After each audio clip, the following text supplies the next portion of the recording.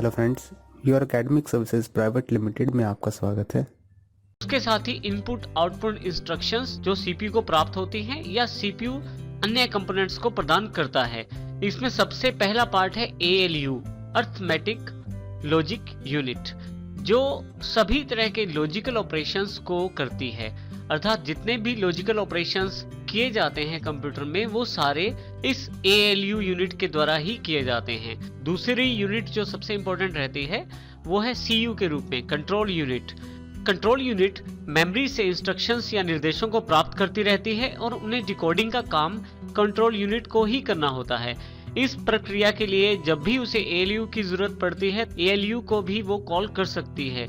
इसी तरह से तीसरी जो CPU के इनसाइड एक यूनिट अवेलेबल रहती है वो है मेमोरी, जिसका मुख्य कार्य इनपुट और आउटपुट निर्देशों को स्टोर करना होता है जो एक CPU के द्वारा दिए जाते हैं। अर्थात जो भी इनपुट प्राप्त की जाती है या जो भी आउटपुट CPU देना चाहता है वो सारी उस मेमोरी सेगमेंट में स्टोर की जाती हैं जो CPU निर्देशित करता है। इस प्रकार से CPU इन सभी कंपोनेंट से मिलकर बना होता है। हमारे पास यहाँ कुछ CPUs के उदाहरण अवेलेबल हैं जिनकी जानकारी हम लेते हैं, जिसमें सबसे पहले है P3, जिनके मुख्य प्रोसेसर्स 500 मेगाहर्ट्ज से लेके 1000 मेगाहर्ट्ज के बीच में अवेलेबल हैं। मेगाहर्ट्ज एक क्लॉक यूनिट है। मेगाहर्ट्ज हमारे प्रोसेसर की स्पीड को इंडिकेट करता है, परंतु ये जरूरी नहीं कि जितने आपके मेगाहर्ट्ज ज्यादा हो उतना ही आपका प्रोसेसर भी फास्ट हो, क्योंकि प्रोसेसर में और भी काफी सारे एलिमेंट रहते हैं जैसे कि कोर आर्किटेक्चर और साथ ही मल्टी थ्रेडिंग सिस्टम। परंतु फिर भी कुछ हद तक आप यदि मेगाहर्ट्ज को देखते हैं तो आप चेक कर सकते हैं कि आपके प्रोसेसर की प्रोसेसिंग स्पीड क्या है। इसी तरह से हमारे पास पेंटियम P4 जो है वो 1 गीगाहर्ट्ज से लेके 3 गीगाहर्ट्ज तक अवेलेबल हैं, 1 गीगाहर्ट्ज से लेके 3 गीगाहर्ट्ज तक अवेलेबल हैं। इसमें यह ध्यान रखना जरूरी है कि जब मेगाहर्ट्ज 1000 हो जाते हैं तो हम उन्हें 1 गीगाहर्ट्ज कह सकते हैं। इस तरह से 3 गीगाहर्ट्ज का मतलब 3000 मेगाहर्ट्ज है।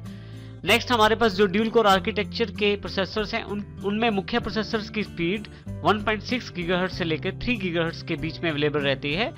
Intel Pentium dual core architecture जो है वो डिफरेंट रहता है पेंटियम 4 से। यदि हम 1.6 ड्यूल कोर की बात करें और 1.6 P4 की बात करें तो कोर आर्किटेक्चर के कारण ड्यूल प्रोसेसर्स बहुत ज्यादा फास्ट होते हैं P4 से। इसी तरह से नेक्स्ट इंटेल सीरीज में एक और प्रोसेसर है जो बहुत ज्यादा फास्ट है, वो है कोर ड्यू। तो कोर ड्यू प्रोसेसर की जो स्पीड रहती है वो भी 1.6 गीगाहर्ट्ज से लेकर 3 गीगाहर्ट्ज है। वही बात बताना जरूरी है कि जरूरी नहीं कि आपकी गीगाहर्ट्ज स्पीड ज्यादा हो तो आपके प्रोसेसर की प्रोसेसिंग भी फास्ट हो। जैसे कि एग्जांपल के तौर पे कोर ड्यू जो 1.6 गीगाहर्ट्ज के प्रोसेसर्स हैं उनकी स्पीड अपने कोर आर्किटेक्चर के कारण ड्यूल कोर और P4 जो 1.6 गीगाहर्ट्ज के प्रोसेसर हैं उनसे ज्यादा रहती है। इंटेल की जो नई सीरीज है i3, i5 और i7 के कुछ एग्जांपल्स यहाँ पे हैं, जिसमें i3 2.93 गीगाहर्ट्ज के प्रोसेसर का एग्जांपल है। इसी तरह से i5 2.8 गीगाहर्ट्ज और i7 जो है वो 2.66 गीगाहर्ट्ज का एग्जांपल अवेलेबल है। इसमें भी यही खास बात है कि इनके जो कोर आर्किटेक्चर हैं बहुत ज्यादा बढ़िया है। इनकी जो मल्टी थ्रेडिंग कैपेबिलिटीज हैं वो भी बहुत बढ़ा दी गई है, जिसकी वजह से इन प्रोसेसर्स की जो स्पीड है वो बहुत ज्यादा बढ़ गई है।